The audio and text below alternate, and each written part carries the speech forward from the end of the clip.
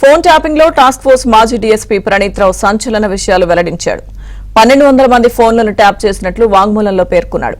అందులో న్యాయమూర్తులు, రాజకీయ నేతలు, వారి కుటుంబ సభ్యులు, మీడియా పెద్దలు, కీలక జర్నలిస్టులు, రియల్ ఎస్టేట్ వ్యాపారులు, వ్యాపారవేత్తలు, ప్రతిపక్షాలకు ఆర్థిక సహాయం చేస్తున్న వారి ఫోన్లు ఉన్నట్లుగా ప్రణీత్ రావు తెలిపాడు. 8 ఫోన్ల ద్వారా ఎప్పటికప్పుడు సిబ్బందితో టచ్ లో ఉన్నట్లు వెల్లడించారు.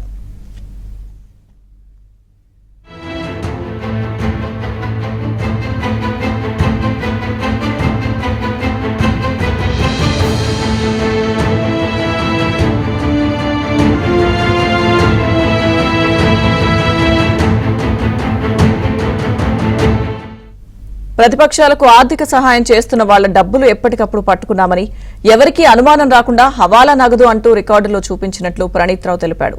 ఫోన్ ట్యాపింగ్ల కోసం కన్వర్జెన్సీ ఇన్నోవేషన్ ల్యాబ్ సహాయం తీసుకున్నామన్నారు. ఇక ఎస్ఐబి మాజీ చీఫ్ ప్రభాకర్ రావు సహాయంతో 17 సిస్టంల ద్వారా ట్యాపింగ్ కు పాల్పడినట్లు చెప్పాడు.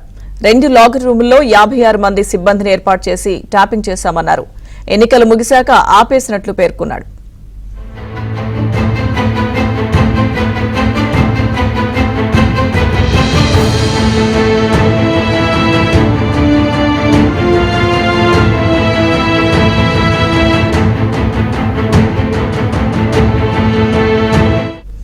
కాంగ్రెస్ ప్రభుత్వం అధికారంలోకి రాగానే ట్యాపింగ్ మొత్తాన్ని ఆపివేయాలని ప్రభాకర్ రావు చెప్పినట్లు ప్రణీత్ రావు తెలిపాడు. ఆయన రాజీనామా చేసి వెళ్లిపోతూ టైపింగ్ కు సంబంధించిన సమాచారం ధ్వంసం చేయాలని ఆదేశించాడన్నారు.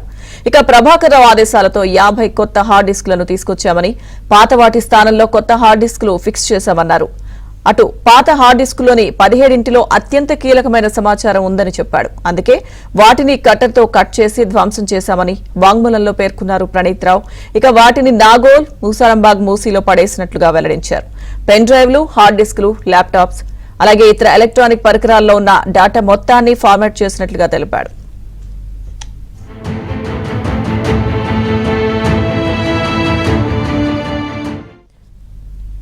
ఫోన్ ట్యాపింగ్ కేసులో ప్రణీత్ రావు సంచలన విషయాలు వెల్లడించినట్టుగా తెలుస్తోంది. పూర్తి అప్డేట్స్ మా ప్రతినిధి ప్రవీణ్ అందిస్తారు. ప్రవీణ్, ఫోన్ ట్యాపింగ్ కేసులో ఇప్పటికే రోజుకు ఒక కీలక మలుపు తిరుగుతుందని చెప్పుకోవచ్చు. ఈ కేసులో తీగలాగితే డొంక కదిలినట్లు ఇప్పటికే ఈ అరెస్ట్ అయ్యి జ్యుడిషియల్ రిమాండ్ లో ఉన్నటువంటి నిందితులు ఇచ్చినటువంటి స్టేట్మెంట్లు ఒక్కొక్కటిగా వెలుగులోకి వస్తున్నాయి. ఇప్పటికే ప్రణీత్ రావు స్టేట్మెంట్ లో దాదాపు 1200 మందివి ఫోన్ ట్యాబులు చేసినట్లు ప్రస్తుతం ప్రణీత్ రావు ఇచ్చినటువంటి స్టేట్మెంట్ లో కూడా మనకు కనపడుతుంది.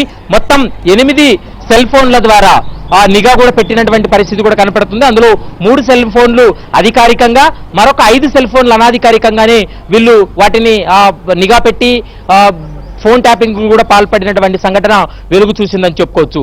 ఇక దాదాపు బీఆర్ఎస్ ప్రభుత్వంలో ఉన్నటువంటి సమయంలో వీళ్ళు హార్డ్ డిస్క్లన్నీ కూడా పూర్తి స్థాయిలో అనధికారికంగా సేకరించినటువంటి డేటా కావచ్చు, ముఖ్యంగా ప్రతిపక్ష నేతలు, కొంతమంది జడ్జిలు, మరోవైపు రాజకీయ నేతలకు సంబంధించినటువంటి కుటుంబ సభ్యుల యొక్క ఫోన్ ట్యాపింగ్ డేటా, మరోవైపు మీడియా అధినేతల యొక్క ఫోన్ ట్యాపింగ్ డేటానంతా కూడా వీళ్ళు హార్డ్ డిస్క్ లోకి డంప్ చేయడం జరిగింది. ఎప్పుడైతే గవర్నమెంట్ మారిందో, అంటే ఎన్నికలు, తెలంగాణ అసెంబ్లీ ఎన్నికలు ముగిసి అసెంబ్లీ ఎన్నికలు ఫలితాలు వచ్చినటువంటి రోజే వీళ్ళకి అర్థమైపోయింది ఖచ్చితంగా తాము దొరికిపోతామని భావించి ప్రభాకర్ రావు ఆదేశాలతోటే పాత హార్డ్ డిస్కులన్నింటినీ కూడా ధ్వంసం చేసి వాటిని మూసీ నదిలో కలిపివేయడం, మరోవైపు పాత హార్డ్ డిస్కులకు బదులుగా కొత్త హార్డ్ డిస్కులు కొనుగోలు చేసి వాటి ప్లేస్ లో రీప్లేస్ చేసినటువంటి పరిస్థితి కూడా కనపడుతుంది. కాబట్టి ఈ వ్యవహారం అంతా కూడా ప్రభాకర్ రావు యొక్క కనుసన్నల్లోనే, ప్రభాకర్ రావు ఆదేశాలతోటే ప్రణీత్ రావు, భుజంగరావు, రాధాకిషన్ రావుతో పాటు తిరుపతన్న కూడా వాళ్ళు వ్యవహరించారనేటువంటి అంశాన్ని కూడా మనకు ఈ ఎపిసోడ్ లో చూస్తే అర్థమవుతుంది. ఇక ప్రణీత్ రావు మరికొన్ని కీలకమైనటువంటి అంశాలను కూడా ప్రస్తావన చేయడం జరిగింది.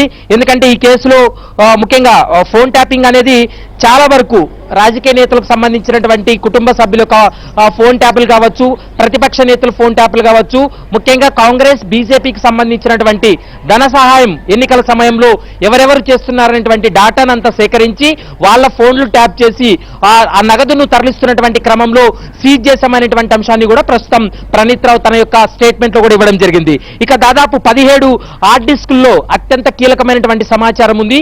అందులో ముఖ్యంగా మావోయిస్టులకు సంబంధించి సంబంధించినటువంటిది కావచ్చు, మరోవైపు టెర్రరిస్టులు సంఘ విద్రోహ శక్తుల యొక్క డాటానంతా కూడా అందులో నిక్షిప్తమైంది. కానీ అందులో ఉన్నటువంటి డాటాను కూడా పూర్తిగా వీళ్ళు ధ్వంసం చేసినటువంటి పరిస్థితి కూడా కనపడుతుంది. ఆ డాటాను వీళ్ళు పూర్తిగా ధ్వంసం చేయడమే కాకుండా వీళ్ళు ధ్వంసం చేసినటువంటి హార్డ్ డిస్క్లన్నింటినీ కూడా వేరే వేరే ప్రదేశాల్లో వాటన్నిటినీ కూడా పడేసినటువంటి సందర్భం ఉంది. కాబట్టి వాళ్ళని కస్టడీకి తీసుకొని విచారించినటువంటి సమయంలో సీన్ రీకన్స్ట్రక్షన్ చేసి అక్కడికి వెళ్లి సీన్ లోనే వీళ్ళ స్టేట్మెంట్లు కూడా అధికారులు రికార్డ్ చేసినటువంటి పరిస్థితి కూడా కనపడుతుంది. కాబట్టి ఫోన్ ట్యాపింగ్ కేసులో ఇప్పటికే 4 నిందితులు ఇచ్చినటువంటి స్టేట్మెంట్ లో కూడా ఒక్కొక్క స్టేట్మెంట్ లో ఒక్కొక్క కీలకమైనటువంటి అంశాలు కూడా బయటపడినటువంటి పరిస్థితి కనపడుతుంది. పెద్ద ఎత్తున సిడిఆర్ఐ ఐడిపిఆర్ డేటాకు సంబంధించినటువంటి డాటాను కూడా పూర్తిగా వీళ్ళు ధ్వంసం చేయడం, వాటన్నిటిని కూడా ఆ డేటాకు సంబంధించినటువంటి పేపర్లన్నీ కూడా కాల్చివేశామనేటువంటి అంశాన్ని కూడా ప్రస్తుతం అయితే ప్రణీత్ రావు తన స్టేట్మెంట్ కూడా వెల్లడించినటువంటి పరిస్థితి కనపడుతుంది.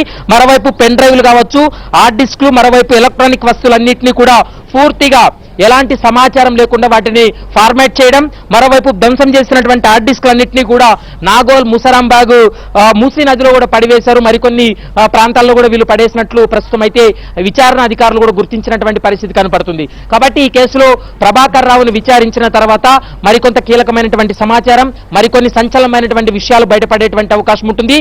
జూన్ నెలలో అంటే 10-15 రోజుల్లోనే ప్రభాకర్ రావు అమెరికాలో తన వైద్య చికిత్స అనంతరం ఇండియాకు వచ్చిన తర్వాత నేరుగా పోలీసుల ముందు విచారణకు హాజరవుతాడు. అతను విచారించిన తర్వాత మరికొన్ని కేసులు అరెస్టులు జరిగేటువంటి అవకాశం అయితే కనపడుతుంది.